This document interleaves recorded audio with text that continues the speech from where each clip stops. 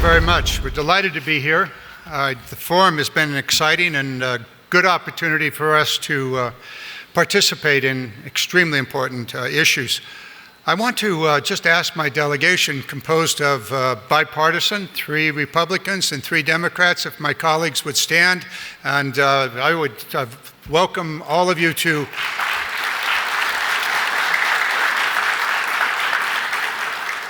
I just saw a whole lot of experience stand up there. We're involved in the national defense issues as well as the commerce issues, and I know that we all joined in the discussion that we just had.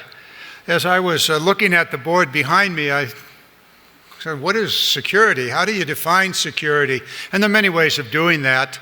Back in the 1930s, in the midst of the Great Depression, our President Franklin Delano Roosevelt defined security in a way that is different than what we're talking about here today.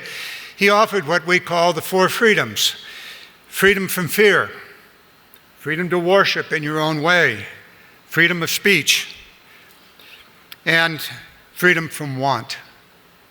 In a very real way, that's individual security.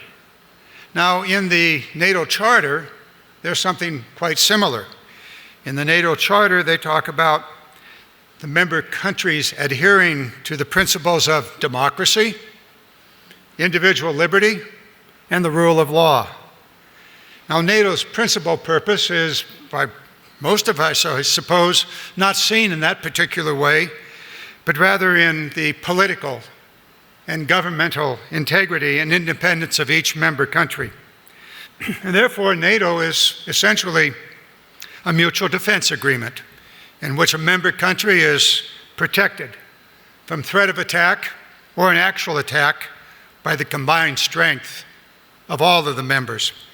And indeed, for the last 70 years, not one NATO member has been invaded by a belligerent country. That's an extraordinary record when you consider the multiple invasions and wars that occurred in the previous 100 years.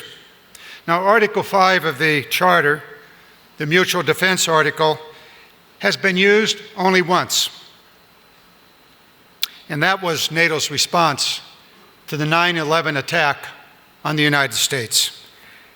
And to this very moment, NATO members continue to support my country as we deal with the problems in Afghanistan. And I want to express to all of you my most grateful and most appreciation to each and every member of NATO who continues to this very moment to assist us as we deal with the problems in Afghanistan. Now, I think all of us would like to have that conflict over. Now, I'm also certain that many of you are concerned about the chaos in American politics. You may think this indicates a lack of support for NATO. That is simply not true. Yes, we do have an impeachment inquiry underway. We do know that our president has made statements that call into question the value and the purpose of NATO. And recently he did remove about $1.6 billion of essential money from the European military infrastructure projects and redirected that money to his border wall. So I can understand why many of you are concerned about America's resolve to support NATO and to defend our NATO colleagues. I want to assure you that the American Congress and the Senate, both Democrats and Republicans alike, continue to resolutely support NATO. Our system of government is simply bigger than one person. It has a constitution. We have independent centers of power, the judiciary, the Congress, and of course the president. And the Congress represents the people of America. Now, we know that our security and your security is dependent on NATO. Now, that is why, since the Russian illegal attempt to annex Crimea and the hybrid war in eastern Ukraine, the Congress of the United States has increased Russian sanctions, and we have forced our president to maintain those sanctions. We have increased the financial and military support for NATO. We have established a deterrence program, and we've increased security cooperation, and cumulatively, since 2015, we have put over $16.5 billion into what is called the European Deterrence Initiative. This year, the House version of our annual National Defense Authorization Act will provide $6.5 billion in support of the European Deterrence Initiative. That is the most ever, and in fact is $794 million above what President Trump requested in his budget. Now this is in addition to the hundreds of billions of dollars in military activities in our base defense budget. We have also included in our legislation a program that we call the NATO Support Act, which simply would prohibit any withdrawal from NATO. On the readiness issue, next year, America will engage with your countries in the largest, most comprehensive European military exercise conducted since the end of the Cold War. This exercise is aimed at strengthening our mutual deterrence and further enhancing the cooperation between our militaries. Congress believes NATO is critical to our security as well as yours.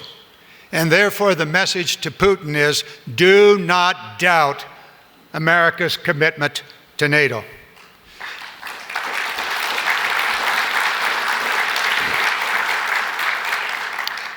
And we have a message for you also. The message is this: first, steadfast support of our alliance. Second, friendship. And third, a commitment to our democratic values. This conference confirms my belief that we will continue to work together to confront the Russian threat with better and stronger military equipment, infrastructure, as well as the readiness of our troops to fight. And just as important, we will always strive to enhance NATO values, the values of democracy, individual liberty, the rule of law, freedom of speech, and freedom of the press, so that each of the 29 countries that make up our NATO alliance and our NATO friendship will be secure, and that the individuals in each of our countries will also be secure in their freedoms. And that is what we intend to do together. I thank you so very much for the privilege and the honor of being with you at this conference. My colleagues and I look forward to working with you, not only today, tomorrow, but every year into the future. Thank you so very much.